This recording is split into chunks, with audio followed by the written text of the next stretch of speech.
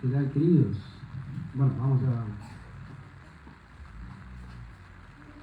Me escucho medio raro como el padrino, porque tengo alergia y mi voz me está yendo de a poco. Pero bueno, vamos a tratar de hacerlo lo más fuerte que pueda o para que escuchen bien. Así que ahí Francisco me va a ayudar un poco con el audio ahí para que se pueda escuchar y no forzar tanto la voz. Así que, bueno, vamos a Corintios, primero a los Corintios capítulo 13, que es el lugar donde hemos estado estudiando las semanas. Primero a los Corintios capítulo 13.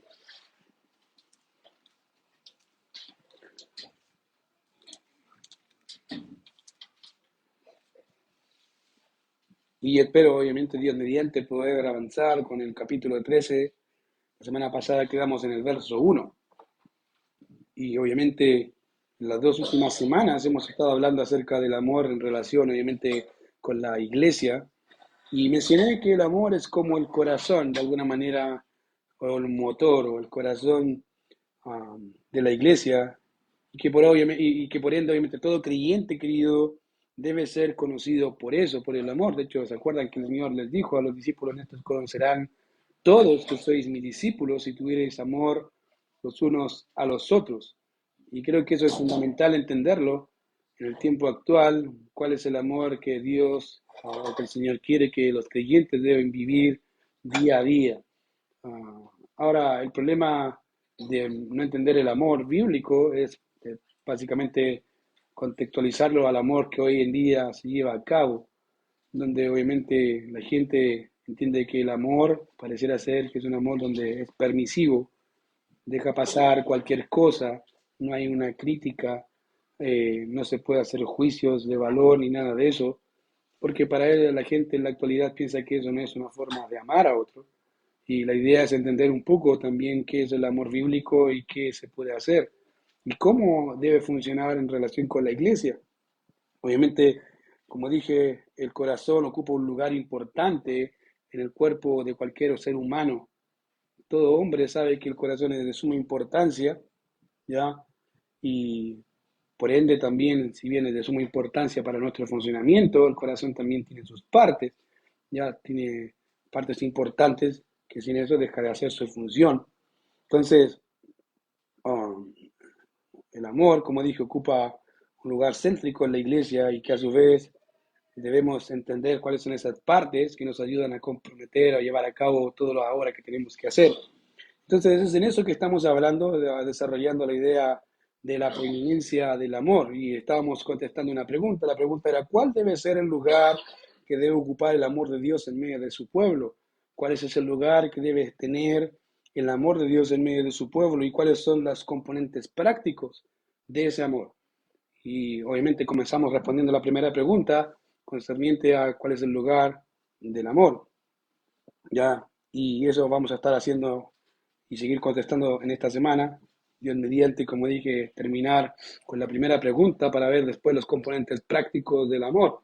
Entonces, el apóstol Pablo había introducido un patrón, una cosa que estaba pasando con los hermanos de Corinto, es que así bien poseían todos los dones, había un tipo de competencia entre los hermanos, de alguna manera, quién tenía el mejor don.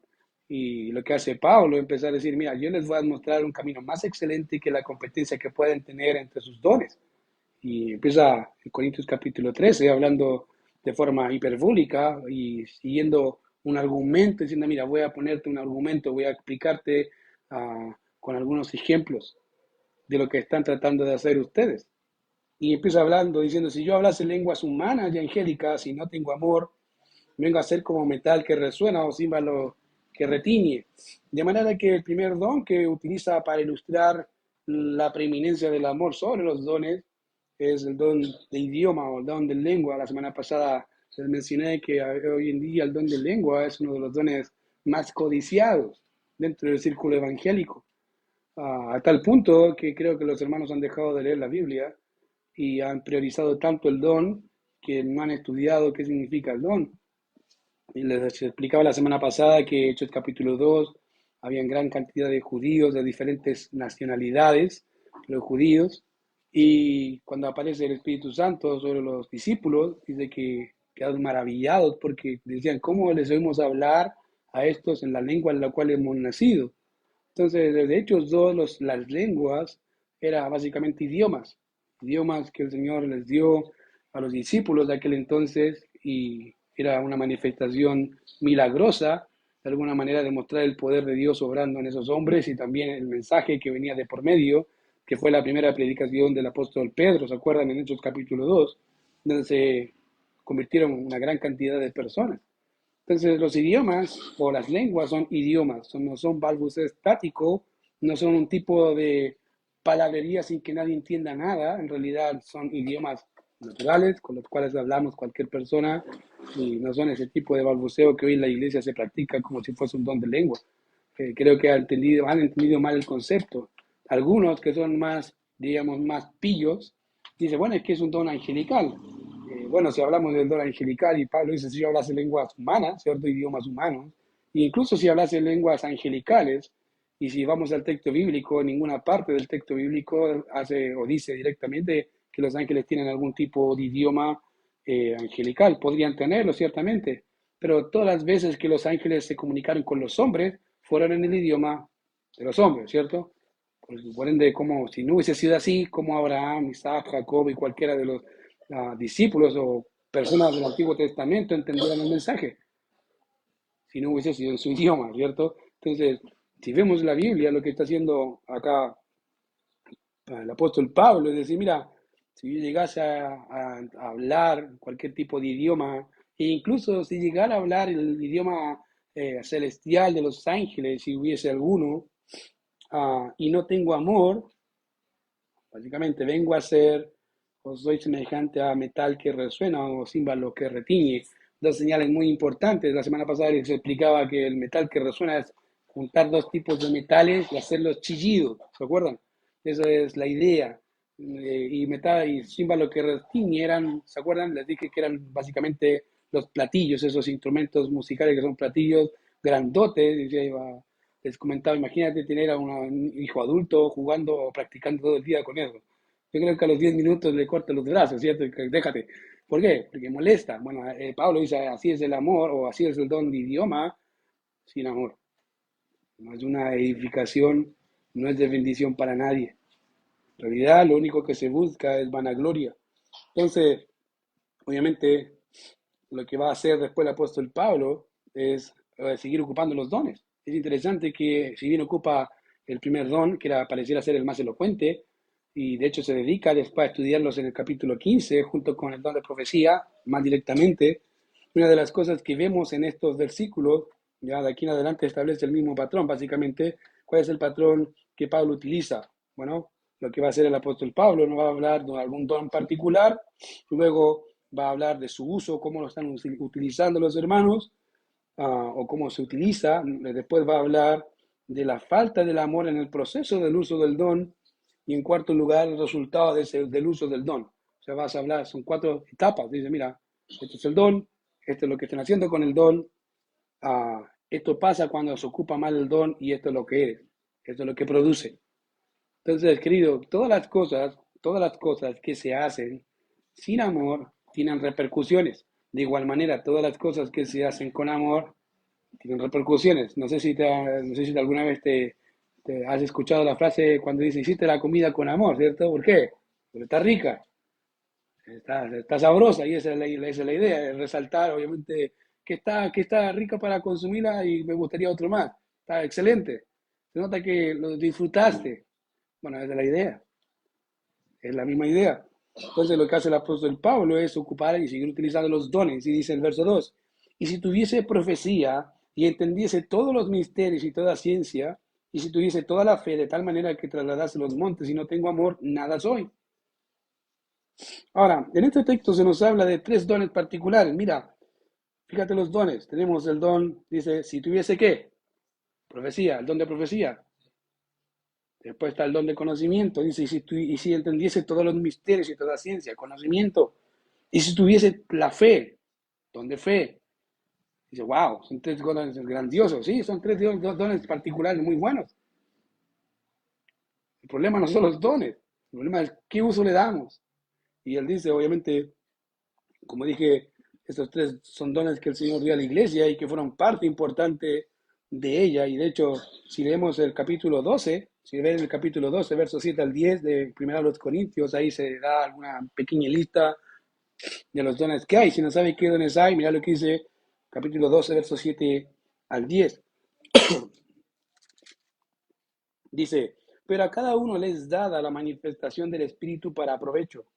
Porque a este es dada por el Espíritu palabra de sabiduría, a otro palabra de ciencia según el mismo Espíritu, a otro fe por el mismo Espíritu, a otros dones de sanidades por el mismo Espíritu, pero a otro hacer milagros, a otros profecía, a otro discernimiento de espíritus, a otros diversos géneros de lenguas y a otros interpretación de lenguas. Pero todas estas cosas las hace uno y el mismo espíritu, repartiendo a cada uno en particular, como él quiere. En otras palabras, dice, mira, estos son los dones que hay, y de hecho hay otra lista en Romanos capítulo 12. Dice, mira, estos son los dones. Y eso, obviamente, los reparte el espíritu como él quiere. No es que yo digo, Señor, dame este porque me gustó más este. No, el Espíritu Santo tiene una voluntad y dice, bueno, yo te quiero dar este. Ocupa lo que te doy. Entonces, cada uno de estos dones son para provecho y bendición de la iglesia, de manera que esta es una pequeña lista, como dije, de los dones, y Pablo lo que hace es tomar de algunas de estas listas que él dio como ejemplos, y al parecer no solo como ejemplo, sino que proporciona la idea de que al parecer estos eran dones los más destacados, los top one de la lista. Uno decía, Dios, yo quiero ser apóstol, como le decía la semana pasada, hoy en día ya los hermanos, algunos ya no están conformes con apóstoles, son arcángeles. Y que apóstol lo queda muy bajo. Arcángel o serafín o querubín, ahí. Y uno se ríe, pero es verdad. Querido, es verdad. Hay iglesias donde personas ya no son apóstoles. Y no estoy diciendo que estoy a favor de eso. Estoy diciendo que no les basta. Y para nosotros puede ser chistoso, pero querido, es una falta grave porque eso muestra que los hermanos no están leyendo la Biblia. No están leyendo. Y lo peor es que se están dejando guiar por fábulas artificiosas de personas que más seguro es que están haciendo mercadería de ellos y no se dan cuenta. Y eso es un serio problema entre la iglesia actual, que los hermanos no están leyendo las escrituras. Algo que por lo cual se luchó años, querido, más de 1000 años, que la iglesia no tenía esto, no lo tenían. Y los que lo tenían no dejaban que la gente pudiera leerla. ¿Sabías tú? La edad media se le llama la edad oscura. Y no porque estaban siempre de noche, era por ser que estaba de noche. No, no, no. Era por la ignorancia, querido, que había. Y había muchas cosas que pasaron ahí que hasta el día de hoy hay repercusiones.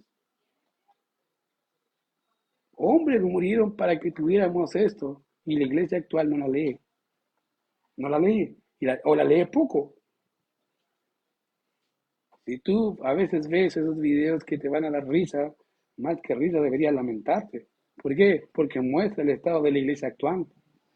Querido, la iglesia actual tiene falta de Biblia y de hombres que amen las escrituras, que digan, la Biblia dice esto.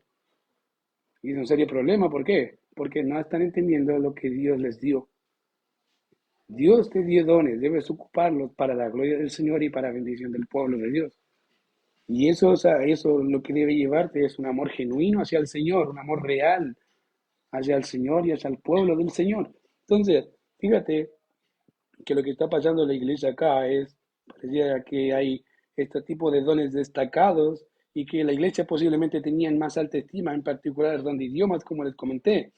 Ahora, si vemos el capítulo 14, notaremos que Pablo destaca la función del don de profecía. Mira lo que dice el capítulo 14, verso 1. Seguid el amor y procurad los dones espirituales, pero sobre todo que profeticéis. Hablando del don de profecía. Porque el que habla en lengua no habla a los hombres, sino a Dios, pues a nadie le entiende, aunque por el Espíritu habla misterios, pero el que profetiza habla a los hombres, para edificación, exhortación y consolación. Está diciendo, mira, si hay competencia entre el don de lengua o el don de idioma y el don de profecía, prefiero que sean profetas, porque en él la iglesia es bendecida, pero el pueblo de Dios es edificado. Entonces, lo que hace acá, obviamente, destaca la función y el don de profecía debido a la labor que éste desempeña en la iglesia y cuya función principal, querido, era el de enseñar la palabra de Dios. Querido, tanto en el Antiguo y Nuevo Testamento, la profecía o el profeta, su función principal no era predicción. Ojo con eso. El don de profecía o el profeta del Antiguo Testamento no era principalmente predictivo. ¿Qué quiero decir? No es que va a decir cosas que van a pasar. No, lo que hacía el profeta es decir, la ley dice así, Dios dice así, hagan esto. La gente para saber si eso era de Dios decía, bueno, ¿qué señal tienes? Bueno, te doy la señal. Si se cumple esta señal es porque lo que te estoy diciendo en realidad es así, va a pasar. ¿Por qué? Pablo dice, los judíos, ¿qué piden? Señales. Fue parte, ¿se acuerdan? La ley decía, bueno, si viene un profeta mío, pídele señal. Era parte funcional e importante dentro del Israel del Antiguo Testamento. Tenían que pedir una señal para saber si el profeta era de Dios o no. Hablando del profeta verdadero. Incluso habían profetas que eran falsos, sí. Que podían hacer señales, sí. Pero que decían, váyanse en contra de Jehová. Que decía el texto, obviamente la ley, que a tales profetas tendrían que apedrearlos. Querido, en el Antiguo Testamento la muerte más severa era la lapidación. ¿Sabes lo que es eso? Te tiraban peñasquitos. No, te tiraban hasta matarte. Y no peñasquitos. Te mataban a piedradas. Ya, como dice ahí el hermano Francisco, a camotazo, ¿cierto? Ahí. Y empezaba, y ¿sabe qué? El que empezaba era el que te dio, en contra de la ley. Si había un testigo, él empezaba tirándote el primer piedra. Y después todos los demás. Así funcionaba la ley. El profeta, como dije, no era principalmente predictivo, sino el profeta lo que hacía era declarar el mensaje de Dios y decirle a la nación de Israel, vuélvete a tu Señor. Si se fijan en más, Isaías, Jeremías, Ezequiel, Daniel, todos que hicieron, decían, vuélvanse al Señor, vuélvanse al Señor, vuélvanse al Señor. El Señor dice que va a haber juicio. ¿Por qué? Porque así está escrito, ahí está. Vuélvanse al Señor.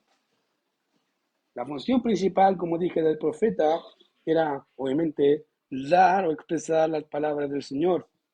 Ya, y de hecho eso fue lo que pasó incluso en el Nuevo Testamento. Los profetas fueron parte importante también en el ministerio del Nuevo Testamento, junto con los apóstoles. Ellos eran, diríamos, como el cimiento de todo lo que hoy tenemos. De alguna manera, lo que hace es mostrar que ellos estaban subordinados a los apóstoles, pero existía el don de profeta. Era parte importante. Tenían que enseñar. Necesitaban decir, Dios dice así.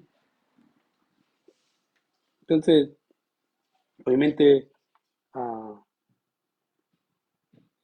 ya para el tiempo del apóstol Pablo, si bien el don de profecía estaba vigente en relación a lo que dicho Pablo dice lo siguiente, si tuviese profecía, con otras palabras, si tuviese el don de profecía y no tengo amor, nada soy.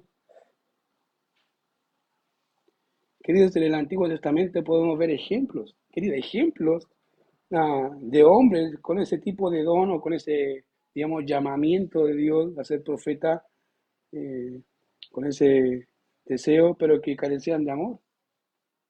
¿Te acuerdas de Balaam? Claro ejemplo. Para los que no conocen a Balaam, Balaam fue uno de estos hombres que obviamente fue llamado por un rey llamado Balac. ¿Se acuerdan? La nación de Israel estaba pasando por el desierto y dijo, llama a Balac y dice, maldíceme a este pueblo. Y Dios le dice, no, ni se te ocurra, ni se te ocurra maldecirlo. Pero lo que hizo fue decirle básicamente a Balac cómo hacer caer al pueblo, con mujeres. Por eso cayó la nación de Israel. Ahí vemos a un hombre, querido, que conocía a Jehová, tenía conocimiento de Jehová, pero no amaba al pueblo de Jehová. Y hay gente así. En los púlpitos de hoy hay muchos así, que dicen tener conocimiento y ciertamente tienen algún tipo de conocimiento de Jehová, pero no aman al pueblo de Jehová. No lo aman. Carecen de amor. Incluso podemos ver claros ejemplos así de malos en el libro de Reyes, Crónicas. donde los mismos reyes hacían o levantaban a sus propios profetas para que les robaran el hombre. Decía, no, así no, dale, si Jehová está contigo. Acab tenía muchos de esos profetas que les robaban el hombro. ¿Pero de qué servía? Lo único que hacía el rey era satisfacer su egolatría, su egoísmo por los profetas.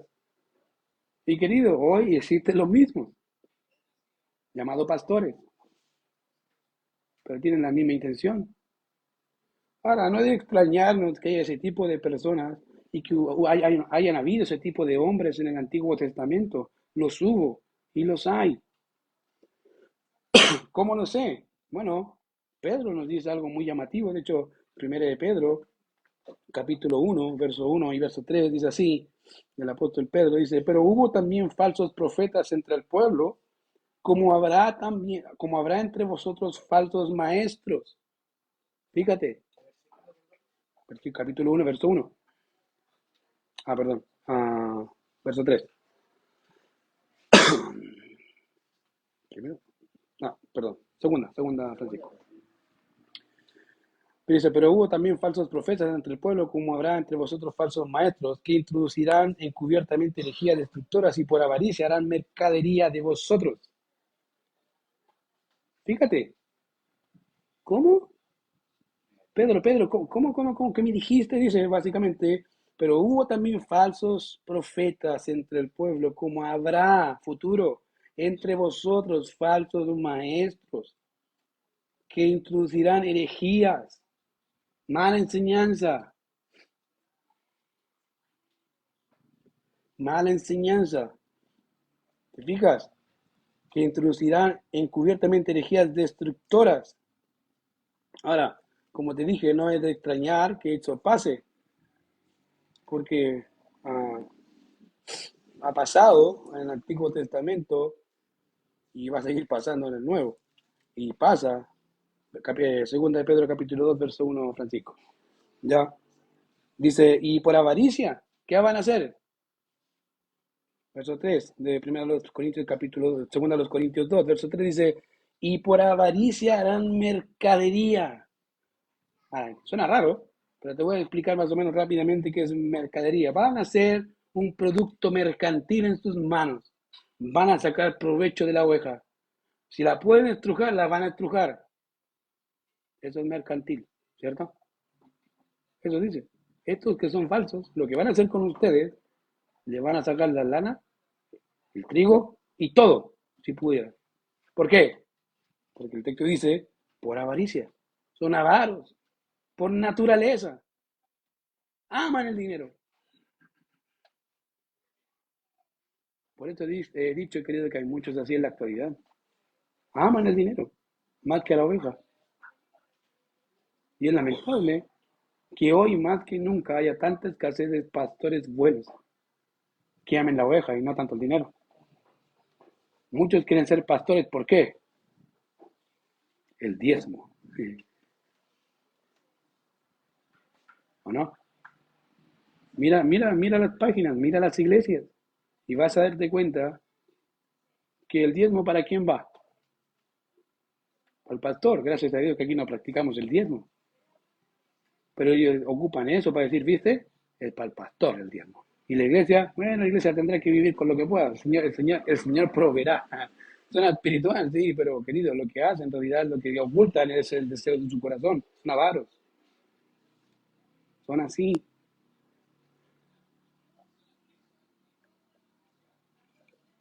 Un ejemplo contrario a este tipo de hombres, sin duda, es el profeta Jeremías. Jeremías es un profeta y fue un profeta joven. Algunos piensan que cuando leen Jeremías, que Jeremías debe haber sido un hombre adulto, 50, 60 años, ¿no? Querido, no te equivoques, Jeremías empezó su ministerio jovencito, más o menos 20 años. 20 años, imagínate.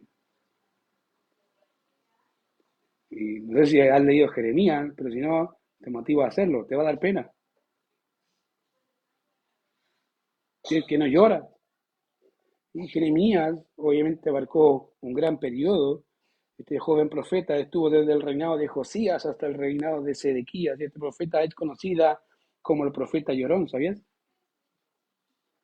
Se llama así, se llama así y es llamada así por sus constantes lamentaciones y lloro por su pueblo. Querido, él lloró por su pueblo. No porque estaban bien, porque estaban mal. Decía, Señor, mira, míralos, Señor. Yo les hablo y no quieren. Mira cómo viven, mira lo que hacen, míralos. Él fue un pastor, digamos, en el tiempo actual que se lamentaba por su pueblo. Veía a su nación y decía, wow, se han apartado de Jehová, pero no poco, ya son parecidos a los gentiles.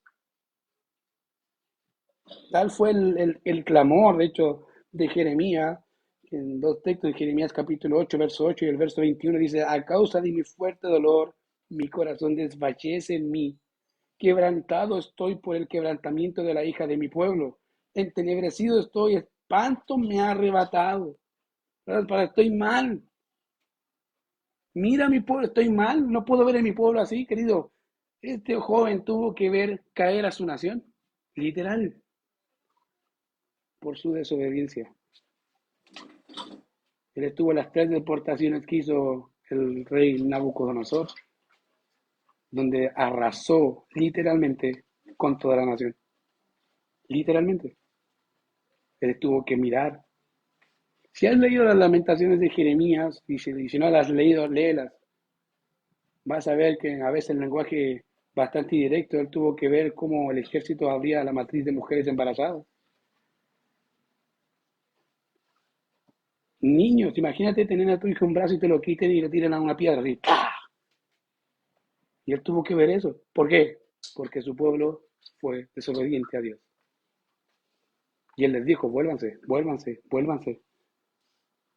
Este es un pastor de verdad, que se preocupa por el pueblo, no por la plata. Eso es una en realidad un profeta de Dios verdadero que se preocupa por su Dios y por su nación. Querido, hay una escasez, como les dije, grande de este tipo de hombres. Muchos. Y lamentablemente es así. ¿Por qué? Porque son avaros. Quieren fama, quieren gloria. No les interesa la oveja ni Dios. ¿Cómo se ve? Ve, míralos cómo viven. Mira lo que hacen. Mira lo que predican. De alguna manera, como dice el pastor Antonio, a veces son alcahuetes del pecado. Puede saber que su oveja está mal en pecado y la anima. La anima, ¿por qué? Porque si no me quita la ofrenda. ¿Cómo le va a decir que no? Querido, ese es un serio problema en la actualidad. Y Pablo también lo entendía, ya que hay personas, obviamente, que tiene en el tiempo de Pablo que tenían el don de profeta, pero carecían de amor por Dios y por su pueblo. Y eso, obviamente, eso es lamentable, porque no solamente la situación de Pablo, ¿cierto? La situación actual de la iglesia presente. Ah, yo creo que no hay mayor tragedia en la iglesia actual que tener personas que se dicen ser profetas, que no amen a Dios y al pueblo de Dios. Es lamentable. Por eso es parte, yo creo que, del castigo que los hombres se merecen por su pecado y su maldad, por ir ser desobedientes a Dios. Bueno, lo que hace el Señor de más y más es dejarnos ir o dejar ir a los hombres en su condición caída. Haz lo que quieras. Después te paso la cuenta.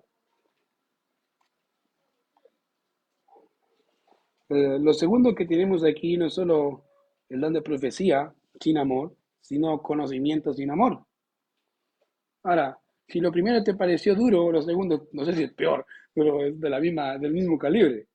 Conocimiento sin amor. Ahora, en la actualidad, una de las cosas que está pasando en los jóvenes, no sé si me incluye ahí de los jóvenes, yo estoy ya pasadito de los jóvenes, ¿ya? Yo tengo 34, 35, así que ya estamos por ahí. Pero lo que está pasando más y más es eso. Hay mucho conocimiento, pero carencia de amor. Hoy en un clic, querido, puedes encontrar mucha, pero mucha información. La que quieras. buena o mala. Hay. La cosa es qué haces con eso. Bueno, acá tenemos un ejemplo gráfico de conocimientos sin amor. Pablo, siguiendo su discurso, dice, y si entendiese todos los misterios y toda ciencia. Wow, imagínate a alguien que sepa eso. Todo misterio y toda ciencia, o sea, cualquier cosa que le pregunte, lo sabe. Ahora, voy a llevarlo a un extremo. En la actualidad hay personas que son así, que hay cosas que Dios no ha revelado, pero ellos lo saben. ¿Cómo lo saben? No tengo idea, pero ellos lo saben. Pablo dice, bueno, si entendiese todos los misterios y toda ciencia. En otras palabras, lo que hace Pablo es hablarnos de conocimiento en dos áreas. Fíjate, por un lado tenemos lo que son los misterios, que bien puede referirse a algo oculto que no había sido conocido, pero que ahora es conocido, por eso se llama misterio. Y lo que Pablo hace es utilizar esto para hablar posiblemente de realidades espirituales o cosas espirituales que la gente no entendía. De hecho, en general, esa palabra misterio habla de verdades que fueron ocultas a los creyentes del Antiguo Testamento y que fueron reveladas en el Nuevo, como ejemplo el apóstol Pedro, el apóstol Pablo, que habla del misterio de la iglesia, cosa que no había sido revelado en el Antiguo Testamento, pero que sí fue revelado en el Nuevo, y ahí dice, mira, ahí está. Bueno, a veces pasó que los misterios acá tienen que ver con un conocimiento espiritual que no era conocido, pero que después es conocido. Entonces, lo que hace acá cuando dice todo misterio, si entenderse todos los misterios, hablando de todas las verdades espirituales ocultas, dice, si yo llegara a entender todos los misterios de Dios, wow, yo diría, no me voy para allá, sabe todo. Incluso los problemas, diríamos, teológicos o discusiones teológicas, las sabe la respuesta y tiene todos los argumentos para ganar. Ah, obviamente, ese es el primer tipo de conocimiento, diríamos, espiritual, pero hay otro tipo que dice ahí, y si tuviese toda ciencia, y eso puede referirse a un conocimiento objetivo, no necesariamente espiritual, pero sí objetivo de la realidad, ¿ya? Lo que hace diferencia aquí es, obviamente, el todos, si dijera todos son todos, sí, todos, imagínate, tener todo el conocimiento, hablando del área espiritual y por otro lado todo el conocimiento en términos científicos, arquitectónicos, todo. ¡Wow! Digo, este es maestro. Bueno, eso es lo que está apuntando acá Pablo. Si tuviese todos los misterios, si supiera todo eso y si pudiera alcanzar todo el conocimiento objetivo real de la realidad, y dice básicamente, pero carezco de amor, nada soy. En otras palabras, el conocimiento sin amor envanece, querido, como los fariseos de la época del Señor. Querido, el conocimiento no es malo. El conocimiento es bueno, es bendición, es beneficioso. ¿Cuánto es malo? Depende cómo lo uses. ¿Y para qué lo usas? Como dije, hoy en la actualidad hay mucho conocimiento. El problema no es el conocimiento en sí mismo, el conocimiento es conocimiento. El problema es qué estás haciendo con él. Tú puedes, a veces digo, a veces los muchachos de la actualidad pelean por temas que ni los más grandes teólogos pelean. Y de hecho se juntan, conversan, se aman, se estiman, digo, y esto que son posiciones teológicas distintas, son capaces de llevar una comunión, una armonía casi, digamos, fraternal a tal punto de ser amigos, y aquellos que le siguen se andan peleando. Encuentro ilógico. Bueno, porque falta amor. Fíjate, uno de los más grandes teólogos que me gusta personalmente a mí es R.C.S. Sproul, que murió hace unos años. Excelente, excelente predicador, excelente maestro. Lamentablemente no es nuestra posición teológica escatológica, pero me da lo mismo.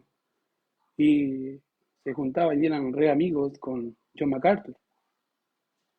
De tal manera que cuando falleció R.C. Sproul, MacArthur le dijo, él es un amigo. Se reían juntos, compartían la fe juntos, avanzaban juntos, aunque tenían posiciones distintas. Eso no menguaba el deseo de decir la verdad con amor y poder juntarse y abrazar y poder compartir. Pero hoy en día, si tú ves a dos hermanos igual, así, generalmente vas a encontrarlos disputando y peleando por temas que a veces la gente no tiene ni idea porque tienen orgullo intelectual. ¿Quién gana el punto? No quien edifica al otro. ¿Nota la diferencia? A veces este tipo de hermanos que tienen conocimiento, el punto es más importante que la edificación. Ganar el argumento es más importante que compartir con el hermano. ¿Y es por qué? Porque tiene un corazón falta de amor, orgulloso, por su conocimiento, como si fuese de él mismo, por él mismo. Cuando todas las cosas que se le ha dado ha sido por el Señor, incluso lo que sabe. Querido, oye, actual, esa es una realidad, véelo, es una realidad. La gente pelea por eso. Entonces, no hay más, querido, no hay más problema en una iglesia que aquella iglesia que sabe lo que tiene que hacer y se enorgullece por su conocimiento. A veces le digo a este tipo de hermanos, los hermanos callampa, ellos tienen así la media cabeza de conocimiento y no el corazón no le palpita. ¿Y dónde está el amor ahí? No, no, no. Son casi, diríamos, casi como un fariseo en medio de la iglesia. ¿Por qué? Sabe harta Biblia, pero lo único que ves cada vez que abre su boca al compartir Biblia es orgullo. Y tú dices, a ver, ¿qué dijiste? Déjame afinar el oído, porque déjame ponerle yo amor a tu palabra para poder entenderlo. Y es porque es una realidad, querido. La iglesia carece de amor, no porque no lo tenga, sino porque el pecado ha hecho estragos en la iglesia, en esta área. En tercer lugar, tenemos otro don. Dice el que muchos, de hecho, me gustaría poseerlo. Si me dijeran, te gusta, si Dios me dijera, ¿cuál escoge el don que te gustaría? Ya que este es uno de los dones que me gustaría tener. Dice ahí Pablo, y si tuviese toda la fe, wow, me encantaría, toda la fe, de tal manera que trasladase los montes y no tengo amor, nada soy. O sea, imagínate un hombre que tenga fe de tal manera que tenga la capacidad de mover un monte. Wow, es espectacular. De hecho, se dice de un hombre que posiblemente lo tuvo, George Mueller. Y no lo conoces, búscalo. Hay una autobiografía de él donde él explica cómo su vida cambió al entender la preeminencia de la escritura en la oración, no al revés. Mucha gente en el tiempo de él le preguntaba, pero ¿cómo hiciste lo que has hecho? Para los que no saben, él levantó orfanatos en Inglaterra, sustentaba a más de 4.000 niños. ¿Sabes con qué? Con nada. ¿Cómo con nada, querido? Él oraba. No le pedía favores a nadie. Al único que le oraba era Dios y nadie más. Los orfanatos los levantó de la misma forma. Él dijo, nunca voy a pedir nada a nadie, solo a Dios, a nadie más. Y la historia dice en realidad que él mantuvo a más de 4.000 huérfanos a base de oración. Y dice, pero ¿y cómo comía? Oraba. Y le pedía, Señor, tú dices, dame el pan de cada día, provéemelo. Tú lo dijiste, dámelo. Y gracias te doy porque sé que tú eres fiel a tus promesas. La gente decía, pero ¿cómo entendí? Decían, siempre oré igual, siempre pensé igual. Siempre lo que hacía era orar primero y después dedicarme a leer. Y entre la oración siempre habían pensamientos de lucha. A veces me quedaba dormido. Él mismo lo dice, me quedaba dormido. Luchaba mientras oraba, era una pelea. Hasta que hice al revés. Entendí que la cosa era al revés. Y me puse a leer primero. Y mientras leía y leía y leía, en un momento Dios me permitía, me decía, ora por esto. Y seguía, oraba por eso y seguía leyendo. Y seguía hasta que Dios me llevaba a orar. Y así. Dice, si tú te asombras con lo que hizo él, dice, pero de verdad, sí, es verdad. Es conocido como el hombre de la oración, el hombre de fe. Hay muchas historias que se cuentan de él y de su ministerio en base a oración. Se dice una historia de un huérfano, no me acuerdo si era hombre o mujer, una niña, que le dice, señor Müller, usted ha dicho que Dios contesta las oraciones. Sí. ¿Usted cree que Dios me podría dar una pelota? Obvio, contextualicen, huérfano, no tiene plata, no tiene nada. Y dice, ¿usted cree que Dios me puede dar una pelota? Sí. ¿De qué color la quieres? Y la niña dice, bueno, me gustaría, mujer, me imagino, obviamente no dice, se lo estoy inventando yo, pero para que usted suene más lindo. Una pelota rosada de estos colores, ok, vamos a orar. Y ora con la niña, Señor, le pedimos por una pelota para ella, para que pueda divertirse. Y dice la historia que se da media vuelta y dice, Señor, no me puedes fallar ahora, Señor, porque le pedimos la pelota. Y dice que no pasa ni 2 horas y golpea la puerta. Señor Müller, hola, dígame. Bueno, lo que pasa es que somos de la juguetería y pasó algo con los juguetes y queríamos ver si podemos regalarle a los niños los juguetes. ¿Sí? Adelante. Y adivine qué iba dentro de estos juguetes. La pelota. Y así hay muchas historias que él cuenta en su autobiografía y que se cuentan de él referente al tema. Ahora, Pablo dice aquí, si tuviese toda la fe. Ahora, cuando se habla del don de fe, tiene que ver con la capacidad dada al creyente por medio del Espíritu Santo de creer plena, fervorosa y verazmente en la persona de Dios y en las promesas que Él ha hecho a su pueblo, creyendo que es fiel y poderoso para cumplir cada una de sus promesas. Él las cree y no duda, no es que dice, no, el que, no, él la va a creer, dice, sí, es así porque Dios lo dice y lo cree firmemente, no vacila. Obviamente, y eso se desarrolla por medio de la oración persistente y confiada centrada en la palabra de Dios. Y básicamente es la capacidad de un creer fervoroso, consciente y veraz en todo lo que Dios dice y hace. Ahora, pensemos en eso y Pablo dice, bueno, ocupando su forma hiperbólica, exagerando un poco, dice, para expresar el punto, eh, él dice, bueno, si yo pudiese trasladar, o si la persona que tiene fe pudiese trasladar los montes, wow. Ahora, no es la primera persona que hace eso, de hecho el Señor Jesucristo dijo lo mismo, ¿se acuerdan cuando se llevan un endemoniado y los discípulos no pueden echarlo fuera? Y el Señor le dice en Mateo capítulo 17, 20, dice, Jesús le dijo, dice, ¿por qué nosotros no pudimos y tú pudiste? Y él dice, bueno, por vuestra poca fe. Porque de cierto os digo que si tuvierais fe como un grano de mostaza, diréis a este monte, pásate de aquí a allá y se pasará y nada os será imposible. Entonces, bueno, ¿qué le pasó con su fe? ¿A dónde están? Básicamente diciendo, mira, está exagerando el punto para decir, mira, si tuviera un poco de fe, o sea, básicamente está dudando. Y en realidad en la actualidad hay muchos creyentes igual, ¿cierto? Oran pensando en que Dios no puede cumplir lo que dice. No lo dicen, pero lo piensan. Y viven como si no pudiera hacerlo. Es una realidad. No sé si te ha pasado, pero dice, Señor, sácame de la deuda, sí, y el Señor dice, pero trabaja. Y uno dice, no, es que, ¿qué hago? Y nos angustiamos y afligimos, ¿cierto? Pero no descansamos en que Dios puede salir a sacarme de eso. Y así hay muchas cosas, ¿cierto? Prácticas que hacemos. Señor hace esto y dice, ya, pero yo te dije esto, papá, ¿por qué no lo haces? Ah,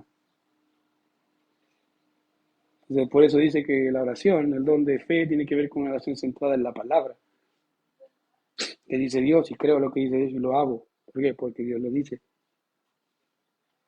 Eso es fe, práctica. ¿Por qué? Porque creemos en un Dios vivo y verdadero, ¿cierto? Gracias, somos 5. Vamos, vamos por todo. ¿Creemos en un Dios vivo y verdadero o no? Correcto, querido. Entonces hay que creerle. Hay que creerle. Pero creerle de verdad, ¿ya? No como el Chapulín, sigo y ya después se devuelve. No, de verdad.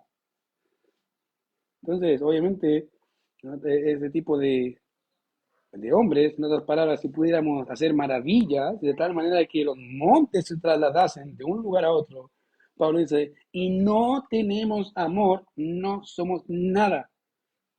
Literalmente, eso te dice. Pues fíjate el cambio. En el versículo anterior, de primera a los Corintios, ¿cómo termina? Fíjate. Devuélvete un poquito, Francisco, al verso 1. Y ahí dice, ahí está. Vengo a ser. ¿Quién venga a ser? Yo, ¿cierto? Esa es la pregunta. ¿Vengo a hacer cómo? Metal que resuene sin valor que retiene. Básicamente Pablo dice, bueno, si yo haga esto, yo vengo a ser como un metal que resuene sin valor que retiene. Yo, o la persona que hace el don. El verso 2 dice, si tuviese profecía, entendiese todos los misterios y toda ciencia, y si tuviese toda la fe, de tal manera que trasladase los montes, y no tengo amor, ¿qué dice? ¿Nada? ¿Quién? Ah, ¿qué tal? Pero si hizo un milagro, no sirve de nada. Para ti sirve, pero en realidad es menos que nada. Nada, cero. ¿Qué hay en la cuenta bancaria de la fe? Cero. ¿Por qué? Pero si hice algo, cero. ¿Por qué? Carencia de amor. Fíjate, ¿de qué te sirve haber hecho una maravilla tan grande si no tienes amor?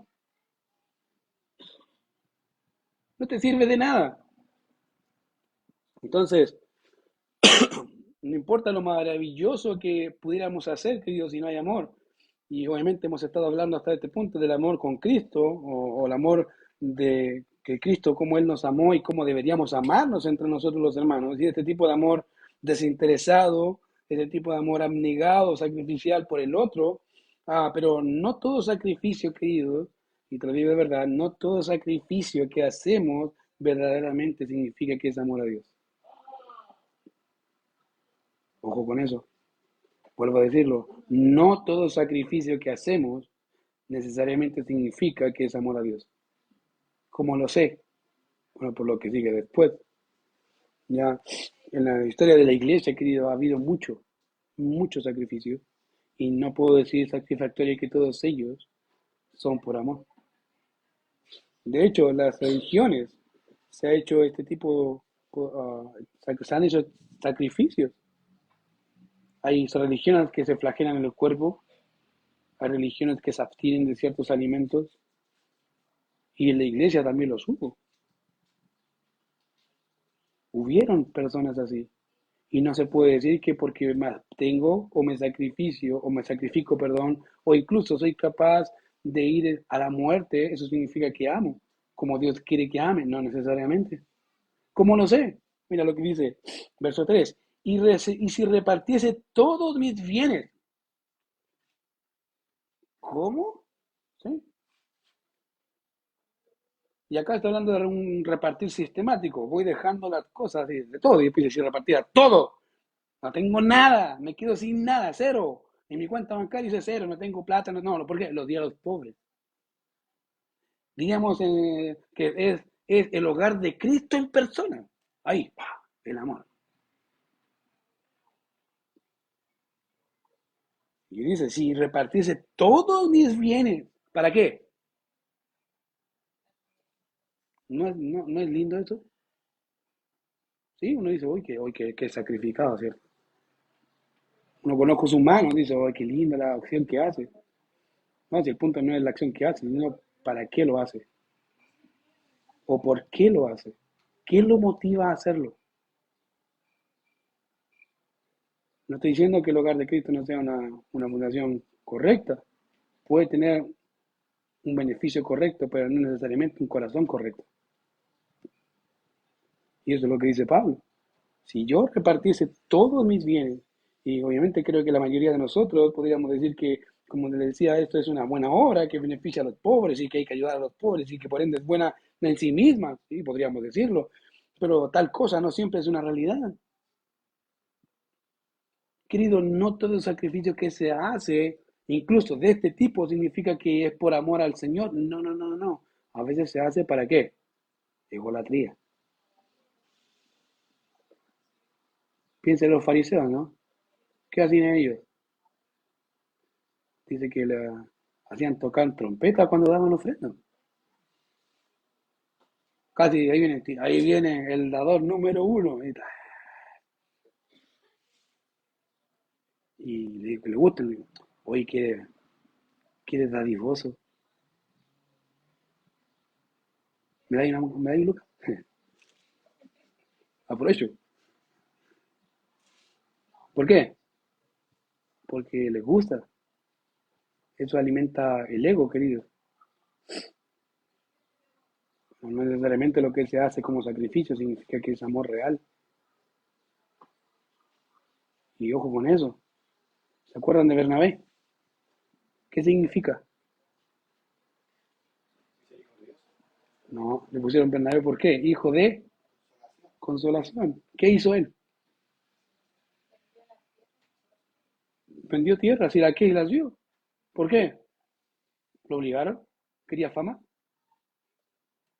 ¿Se han dado cuenta de un detalle? ¿En qué capítulo aparece Ananías y Zafira? Eh, ¿Hechos cuánto? ¿Qué viene antes de Hechos 5? Aprovecho, mira, ya, vamos a Hechos capítulo 5, miren. Ahí los que tienen su Biblia, para que no, si no se han dado cuenta, miren lo que dice Hechos 5. Razones correctas y motivos correctos, pero va a depender, obviamente, de cuál es la intención. Hechos capítulo 5, mira.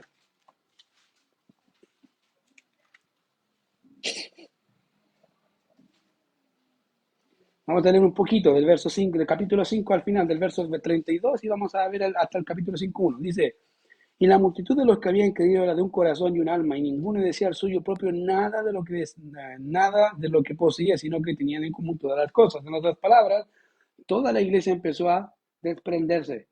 ¿Por qué? Pues decía, no es mío, tengo que dar. Ese es el corazón de alguien que ama al Señor, llama a la iglesia. Lo hago de una forma desinteresada, no me importa. ¿Por qué? Porque veo a mis hermanos disfrutar, eso es mi gozo. Que ellos están disfrutando, ellos están gozándose, ellos están, digamos, están disfrutando juntos de eso. Y eso es lo que está expresando acá.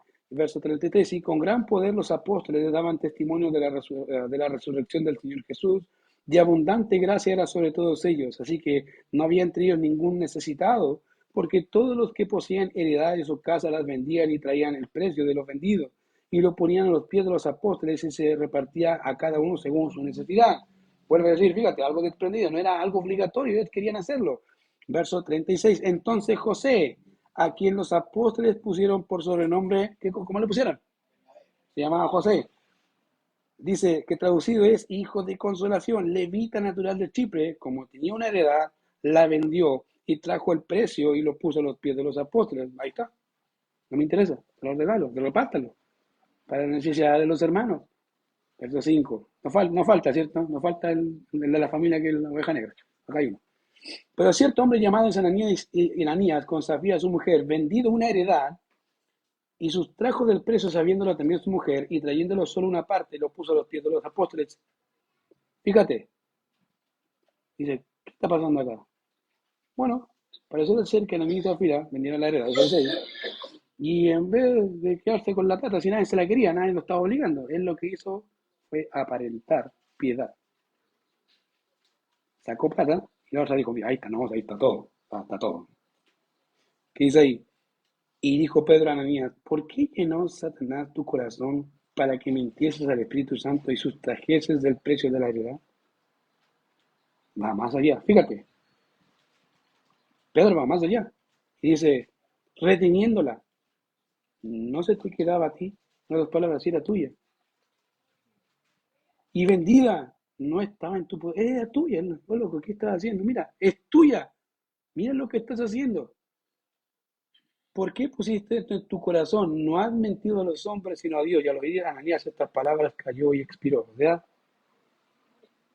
Murió. ¿Por qué? ¿Qué quería? Vamos, Ananías. Vamos por otro Ananías, ¿cierto? ¿Por qué haces lo que haces?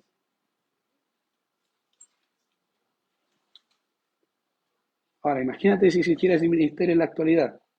Casi todos estaríamos muertos. Porque el hombre busca su propia gloria y no la de Cristo. Pedro fue correcto, pero Ananías, si era tuya, ¿cuál era el fin? Era tu plata, era tu dinero. ¿Cuál era la meta, Ananías? No tenías para qué hacerlo. Tanto era tu afán de aplauso, tu deseo de ser reconocido, que caíste tan bajo. Y el problema no fue solo la mía, después fue la mujer. La mujer, en vez de decir, mi esposo pecó, lo avaló. Ahí se fue la otra. Querido, Pablo dice, si tuviese, obviamente, si repartiese todos mis bienes para dar de comer a los pobres, ¿de qué te sirve dar de comer a los pobres quedando en la calle si no tienes amor por los pobres? ¿De qué te sirve, querido? Y una más, ¿y si entregase mi cuerpo? ¿Qué? Ahora, en la historia de la iglesia, lamentablemente, hay muchas personas que se entregaban. Cuando la iglesia fue perseguida en los primeros años, muchos creyentes se entregaban para ser reconocidos, ¿sabías tú? Se entregaban para que los mataran, para que eran, viste, que el hermano que amaba al Señor murió en los brazos del enemigo. Quiero ser como él. Pues la intención del hermano era eso, que lo reconociesen. ¿Por qué? Murió por la causa del Señor. No era el Señor. A tal punto que la disputa llegó a tal punto que algunos decían que si tú te entregabas, y te digo de verdad, la historia de la iglesia registra eso, que si tú te entregabas era, básicamente era porque era vanaglorioso, era pecado. Imagínate, a tal grado llegó el corazón del hombre, y está hablando de la iglesia, no está hablando de inconversos, de la iglesia, de llegar a ocupar la muerte por causa del Señor como un beneficio personal. Para que la gente me dijera, mira, que quiero ser como ese hermano que murió por la causa de Cristo, me da pena, quiero ser como él. Que tuvieron que decir, cualquier persona que haga eso está mal, está pecando. Eso nos dice, querido, que el corazón humano tiene una capacidad para inventar el pecado, incluso de las cosas buenas, de cosas que le agradan al Señor. Y Pablo parece que llega a ese punto y dice, y si entregase mi cuerpo para ser quemado. Ahora, en el tiempo del apóstol Pablo, los romanos no quemaban el cuerpo. Ellos, ¿qué hacían? Bueno, depende del tipo de muerte, ya, pero en general te crucificaban. Habían por lo menos 4 tipos de crucifixión, ya.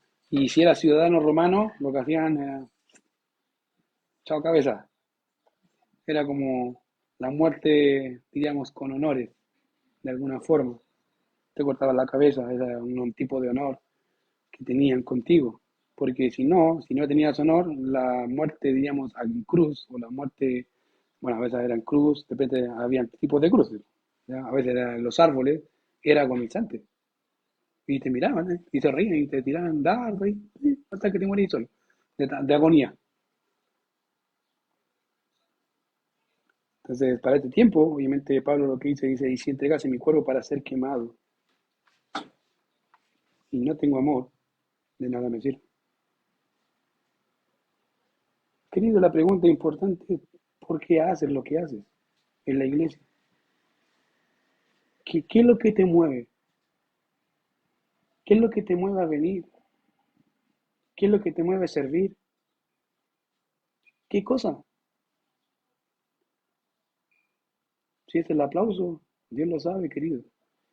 Yo acá he dicho, aquí a ustedes nos pueden engañar como quieran, somos hombres, solo vemos por los ojos. Pero a Dios nadie lo engaña, querido. Dios no puede ser burlado, como dice las Escrituras. Todo lo que el hombre sembrare, eso va a segar. Se ha sembrado para la carne, ¿qué va a pasar? ¿Va a producir qué? Carne. Carne con patas, como decía, no me acuerdo quién decía eso, pero recuerdan, el carnívoro con patas. No porque come carne, no, porque todo lo que hace es pasado a carne. Pecado, orgullo, vanagloria. Y Cristo lo sacó del centro de su corazón hace rato. Pero querido, si sembramos para el Espíritu, vamos a llegar para el Espíritu. ¿Qué es lo que te mueve, querido?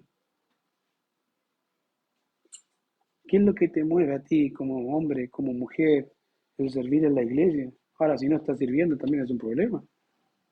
Porque Dios no te dio dones para guardarlos. Te dio dones para ministrar a otros con ellos y ser de bendición para otros. Ahora, tú me puedes decir, no sé cuáles son mis dones. Bueno, yo sé cuáles son los míos nomás, los demás. Tengo ahí al ojímetro. Pero la idea es que puedas conocer qué dones tienes para servir. Fíjate que una de las cosas que más lamento a veces no es que no sepas hacer cosas, sino no atreverte a hacerlas. Y lo digo en todo ámbito de cosas. Yo creo que los que están casados saben algo. Cuando tú te casas, los hombres no saben planchar, planchan mal, ¿cierto? Y a veces las mujeres con suerte saben cocinar. Hay que ser honestos, sí, sí, así. Las que se casan, obviamente, están hablando jovencitas, a veces en la actualidad no saben ni cocinar, ni planchar. El hombre con suerte trabaja, ¿cierto? Y pasa. ¿Qué tiene que hacer uno? Bueno, que si no cocina me muero de hambre. Tengo que cocinar con el tiempo que va haciendo la mujer, va mejorando la mano. El hombre empieza a hacer más cosas. ¿Por qué? Porque dice, no tengo plata para hacer un mueble, ¿qué hago? ¿No hago el mueble? ¿O me invento un mueble?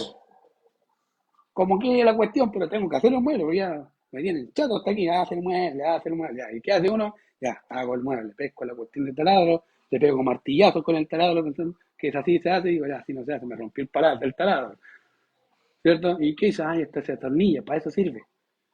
Y así se aprende, ¿o no? Así nos va aprendiendo, querido. Querido, en la vida uno nace aprendiendo. Y eso es lamentable que a veces pasa que creemos que tenemos que saberlas todas para hacer las cosas, querido. No necesariamente. A veces necesitamos aprender en el proceso. ¿Cómo se hace? Para que la segunda vez pueda hacerlo mucho mejor. Querido, si tú no sabes los dones que tienes, yo te animo a métete en la iglesia, en los servicios que hay en la iglesia, métete. No te quedes sin hacer nada, porque Dios nos dio ese don. No existe el don nadie. Y si lo vas a hacer, hácelo por dos buenas razones. Una, amor a Dios.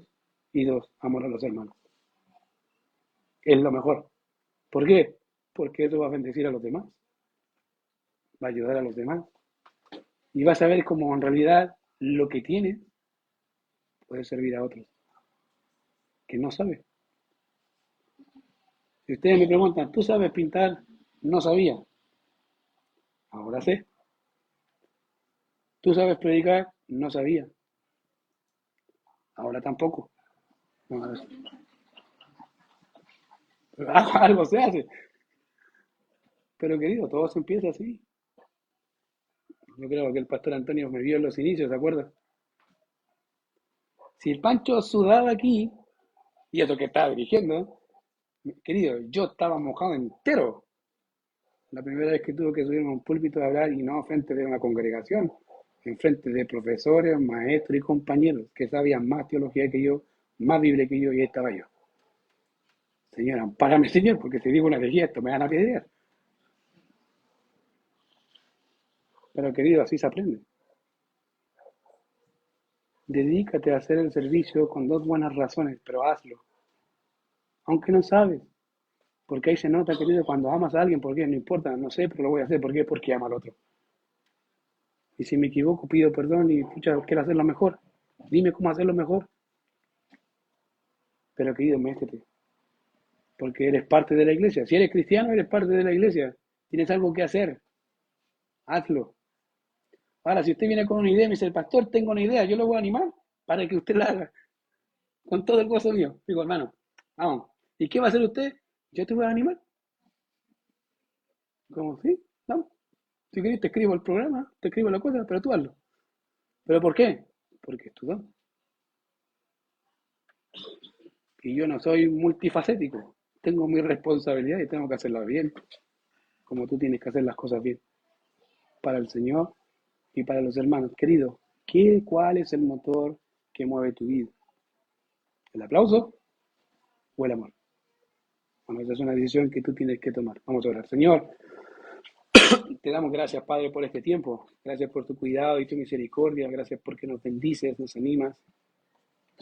Y gracias por tu bendita palabra, Señor. Ayúdanos siempre a entender que el lugar importante, Señor, del amor está en todo lo que hacemos. Señor, el amor hacia tu nombre, el amor hacia tu pueblo. Y que podamos, Señor, siempre tener eso presente, Señor, que hacemos lo que hacemos para que tu nombre sea engrandecido y para que tu pueblo sea edificado. Gracias, Señor, por este tiempo. En Cristo Jesús oramos. Amén. Pastor.